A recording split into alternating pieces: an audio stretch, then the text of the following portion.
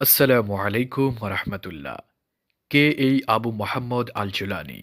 সিরিয়ায় সফল অভিযানের মাধ্যমে সরকার পতনের পর আলোচনার তুঙ্গে বিদ্রোহী গোষ্ঠী এইচটিএস প্রধান।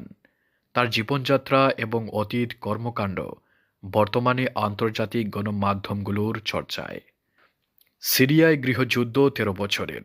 বিদ্রোহীদের দমন করা হলেও গোপনে সংগঠিত হচ্ছিল বেশ কিছু সশস্ত্র গোষ্ঠীর, যাদের অন্যতম হায়াত তাহরির আল শাম বা এইচটিএস। যোদ্ধাদের ১১ দিনের অভ্যুত্থানে গুড়িয়ে গেল আসাদের ২ বছরের রাজত্ব, যার মূল নায়ক আবু মোহাম্মদ আল জুলানি। এই বিদ্রোহী নেতার আসল নাম আহমেদ আল সারা। সৌদি আরবের রিয়াদে ১৯৮২ সালে জন্মগ্রহণ করেন।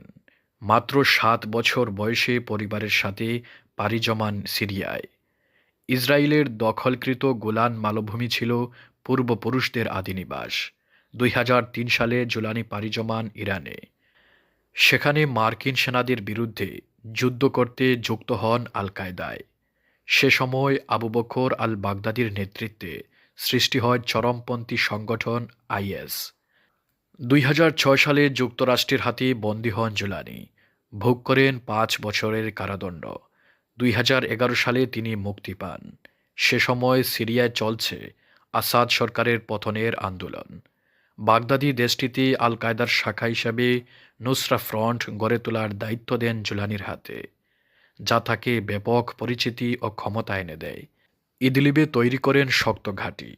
আল কায়দার অঙ্গ সংগঠন হওয়ায় যুক্তরাষ্ট্রের কালো তালিকাভুক্ত হয় নুসরা ফ্রন্ট। জুলানির মাথার দাম ধার্য হয় $১ কোটি। ২০১৪ সালে আল জাজিরাকে সাক্ষাৎকার দিয়েছিলেন আল জুলানি। জানান ইসলামী শরিয়া অনুযায়ী সিরিয়া শাসন করতে চান। ২ বছর পরেই ঘোষণার মাধ্যমে আল কায়দার সাথে সম্পর্ক ছিন্ন করেন জুলানি। প্রতিষ্ঠা করেন এইচটিএস। জানান দেন, ক্ষমতায় বসলেই নিশ্চিত করা হবে সংখ্যালঘুদের অধিকার।